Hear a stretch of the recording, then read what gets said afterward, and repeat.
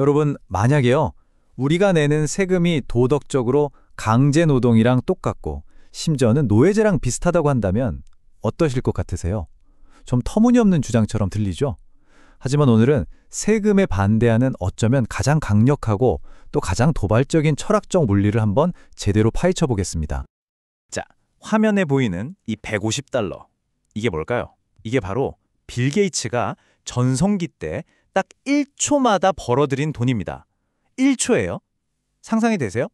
이게 어느 정도냐면 길에 100달러짜리 지폐가 떨어져 있어도 그걸 주우려고 허리를 굽히는 그 시간 동안 버는 돈이 더 많으니까 그냥 지나치는 게 이득이라는 계산이 나올 정도죠. 이렇게 어마어마한 부를 보면 자연스럽게 한 가지 질문이 떠오릅니다. 네, 바로 이 질문입니다. 빌 게이츠 같은 엄청난 부자에게 세금을 걷어서 다른 어려운 사람들을 돕는 것, 과연 이게 정의로운 일일까요? 아마 대부분은 당연히 그래야지 라고 생각하실 거예요. 그죠? 그런데 어떤 철학자들은 아니 그건 근본적으로 잘못됐다고 아주 강력하게 주장합니다. 자, 지금부터 이 팽팽한 논쟁 속으로 한번 들어가 보시죠. 자유지상주의의 대답은 아주 단호합니다. 딱 한마디, 아니요. 이 사람들 생각은 이래요.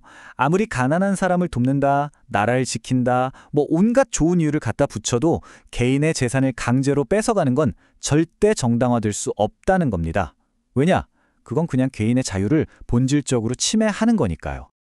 강의 중에 한 학생이 든 비유가 참 간단하면서도 핵심을 찌릅니다. 내가 스케이트보드를 진짜 열심히 모아서 100개를 가지고 있어요. 그런데 국가가 와서 저기 다른 사람은 스케이트보드가 하나도 없잖아. 너 99개 내놔 라고 한다면 이거 그냥 도둑질이랑 뭐가 다르냐는 거죠. 세금도 본질적으로는 이거랑 똑같다는 주장입니다. 세금은 절도다. 이것만 해도 꽤 강력한 주장인데 철학자 로버트 노직은 여기서 멈추지 않습니다. 우리를 훨씬 더 충격적인 결론으로 데려가거든요.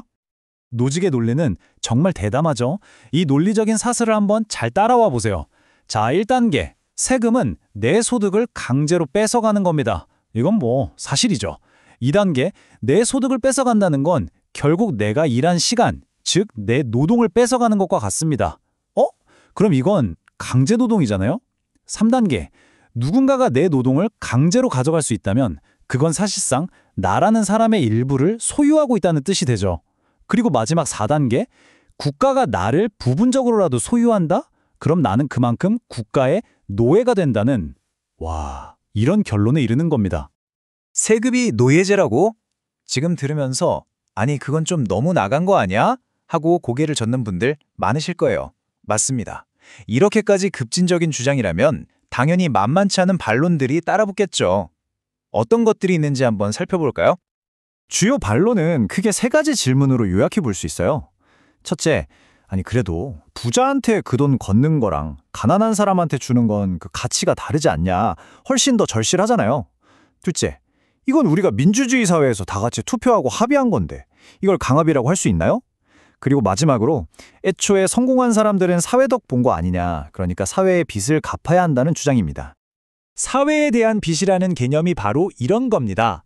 예를 들어 농구 황제 마이클 조던.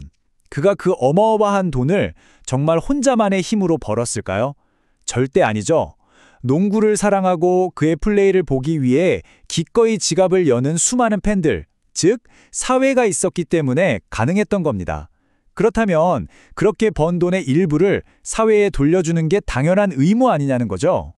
바로 이 지점에서 권리를 어떻게 보느냐에 대한 아주 근본적인 시각 차이가 드러나요. 보통 민주주의 사회에서는 다수가 합의했으니까 세금은 정당하 이렇게 생각하잖아요. 하지만 자유지상주의자들은 천만에라고 말합니다. 재산권 같은 아주 기본적인 권리는 다수가 찬성한다고 해서 함부로 침해할 수 있는 게 아니라는 거죠. 예를 들어서 우리 모두가 투표로 내일부터 다 이 종교를 믿어야 해 라고 결정할 수 없는 것과 똑같은 논리입니다. 자, 세금은 노예제다 라는 충격적인 주장부터 다수결도 개인의 권리는 못 뺏는다는 생각까지 이 모든 자유지상주의의 논리를 딱 하나의 기둥처럼 받치고 있는 아주 강력하고 근본적인 원칙이 하나 있습니다. 그게 과연 뭘까요? 그건 바로 자기 소유라는 원칙입니다. 셀프 포세션.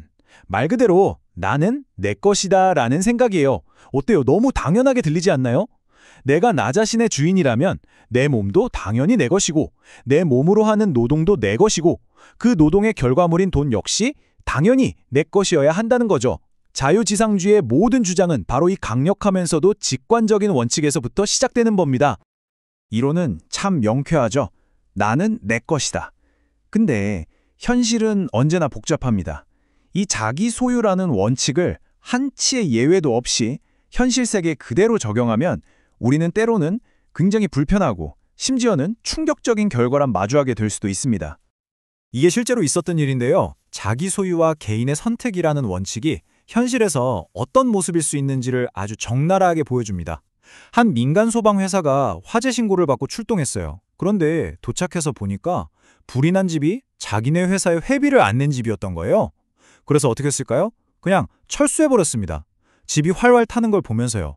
다른 회원 집으로 불이 번질 위험이 없었기 때문이죠.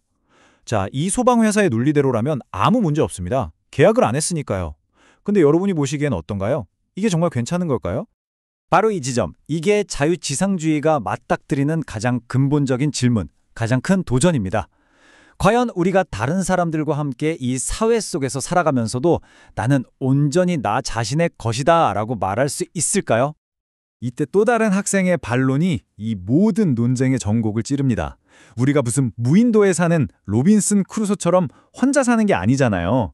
이 사회 안에서 다른 사람들과 함께 살기로 선택한 그 순간부터 어쩌면 절대적인 의미의 자기 소유는 이미 불가능한 것일지도 모른다는 거죠.